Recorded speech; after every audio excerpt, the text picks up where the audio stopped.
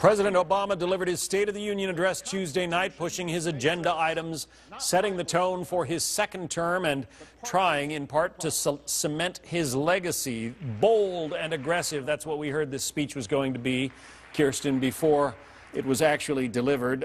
Most in the media seemed to give it a thumbs up. You had kind of a different take. You want to share that with us? Well, I mean, I thought it was a pretty underwhelming speech, actually. And the reality is you could almost write the articles before they come out or what people are going to say. Every speech that Barack Obama gives, they think is brilliant, even when it's transparently not brilliant. And I think when I talked to a lot of Democrats behind the scenes, they were like, yeah, underwhelming speech. But for some reason, the media continues to insist that every single thing he does is amazing when it was just very uninspired, a bunch of old rehashed ideas that we've pre-K.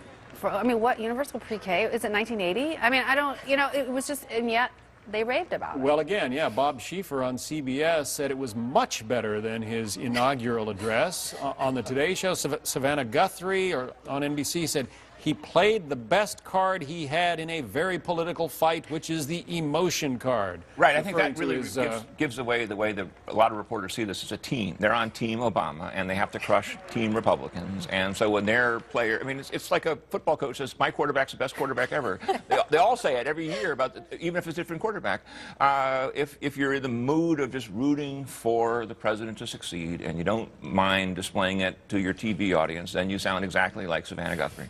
Was there too much cheerleading, Judy? Well, I think that if you were a conservative, you tended not to like the speech. If you were a liberal, you tended to like the speech. I think with Kirsten, I have to agree that this has become, the reaction has become as predictable as the speech itself. But there was at least something from Aaron David Miller, who was writing and noting that, you know, there was no foreign policy in this speech. And he called Mr. Obama the extricator-in-chief, which was a phrase I rather liked. But other than that, I really found the commentary to be quite dreary about a quite uninspired but effective speech. But can I just, to the point of that most liberals like these things, there's nothing in this that's particularly liberal, and it's gotten to the point now, in order to be a liberal, you have to like every stupid idea that Barack Obama has. You know, and it's not, there was really nothing in there that was particularly inspiring. What about the minimum wage? Pretend about, again, is it 1980? I don't understand. Like, why are, I mean, the economy is turning around now, and he wants to talk about raising the minimum wage. I mean, it just isn't, this is not an inspiring reaction to what's going on. Well, as I wrote in a column this week, thinking of no higher authority than myself to quote, the president's contribution to climate change apparently is recycling old ideas. I mean, the media are so deep in the tank for this guy that if they came up, they'd suffer from the bends. Eric Wemple of the Washington Post wrote in a blog post this week, he didn't call the president a liar, but he came real close to it, said all of his claims were fantastic. You got, as she mentioned, Head Start. He wants pre-K 3 to 4. Head Start has been shown to be a failure. And by HHS. And yes.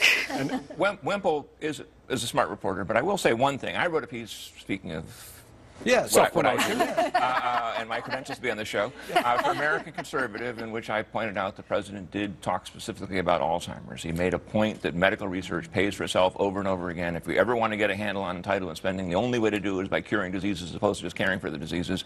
I think that was fresh, and again, I think unfortunately the mentality of just Democrats versus Republicans, that point got lost.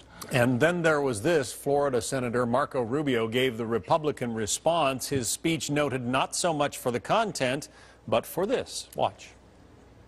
Time that I've been here in Washington, nothing has frustrated me more than false choices like the one the president laid out tonight. The choice isn't just between big government or big business. What we need is an accountable, efficient, and effective government. Well, after that swig of water, CNN implied that it was a career ender. On MSNBC, they showed a replay of his swig approximately 155 times.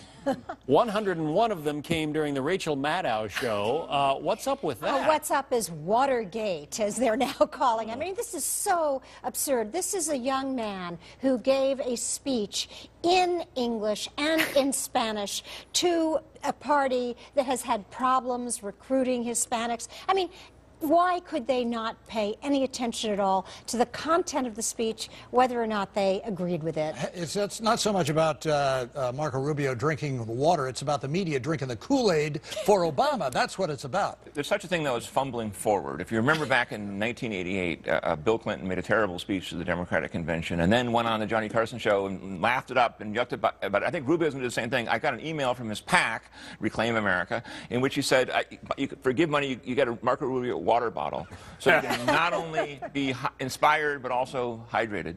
On Friday, Cherie Jacobus, an opinion columnist for The Hill, tweeted this. She said, Hispanic Republican senator drinks water on TV and media demolishes him. Hispanic Democrat Senator Menendez accused of scandals and the media ignores. Does she have a point? Well, I think this gets more to just how they can't cover anything of substance, because the reality with Menendez is that there's a lot of substance that needs to be covered. I'm not even getting into the issues with underage prostitutes, which I still think it's unclear what went on there. But the stuff that is clear, they don't want to cover, but they want to cover someone taking a sip of water. I mean, I actually didn't see it live, and I watched it the next day, and I sat there the whole time thinking, what? I don't understand that. You know, and then this little moment of sipping water is the whole story. Meantime, he did make the cover of Time magazine, which put him on there and calls him the Republican savior. Jim? Well, nothing like the expectations game. I guess there is no such thing as bad publicity. Well, at least he has a foreign policy. It's called Poland Spring. He said, you know, I'm not a savior. Jesus is the savior. That'll cut well with evangelical and conservative Catholics.